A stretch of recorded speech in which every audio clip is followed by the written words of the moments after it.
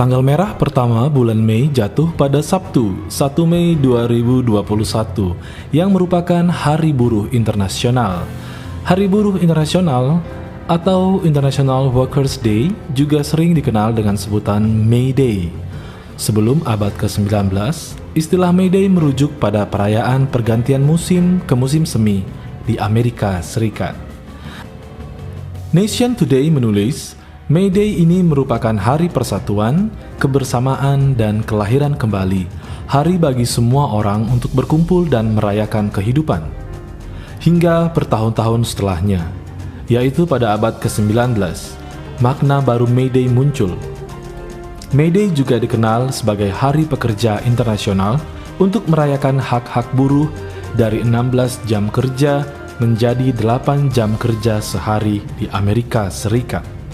Maklum saja, pada saat itu, sistem kerja 8 jam tak lazim dikenal oleh pemilik pabrik atau majikan.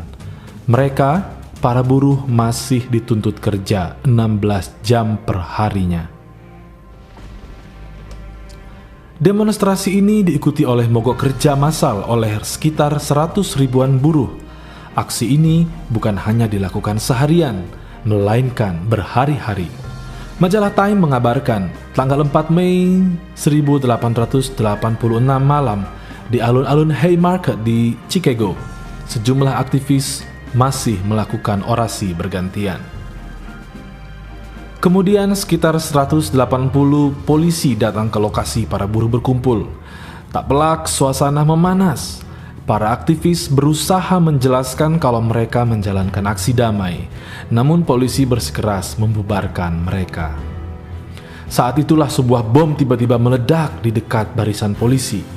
67 aparat terluka dalam serangan itu, sementara 7 polisi tewas. Petugas masih menembaki para demonstran, melukai 200 orang dan menewaskan beberapa orang. Begitulah ditulis majalah Time menggambarkan peristiwa itu. Sementara itu tercatat 4 orang tewas dari barisan para buruh. Tak kurang dari 100 orang ditahan. Tak diketahui secara jelas siapa yang melemparkan granat ke arah polisi. Peristiwa di Chicago itu kemudian dikenal dengan nama insiden Haymarket atau kerusuhan Haymarket. Konferensi Internasional Sosialis tahun 1889 kemudian menetapkan demonstrasi besar-besaran di Amerika Serikat dan Kanada serta insiden Haymarket sebagai momentum untuk perjuangan para buruh. Dari sanalah awal mula aksi tanggal 1 Mei 1886 ditetapkan sebagai Hari Buruh Internasional. Sejak saat itu, Hari Buruh diperingati di seluruh dunia pada tanggal 1 Mei. Di tanah air, May Day tercatat sudah diperingati sejak tahun 1920. Tapi sejak masa pemerintahan Presiden Soeharto, Hari Buruh tidak lagi diperingati di Indonesia. Dan sejak itu, 1 Mei bukan lagi merupakan hari libur. Ini disebabkan karena gerakan buruh dihubungkan dengan gerakan dan paham komunis yang sejak 1965 ditabuhkan di Indonesia. Setelah Orde Baru berakhir, walaupun bukan hari libur, setiap tanggal 1 Mei kembali marak dirayakan oleh buruh di Indonesia dengan demonstrasi di berbagai kota. Saat itu, massa menuntut revisi Undang-Undang Ketenagakerjaan hingga jaminan sosial.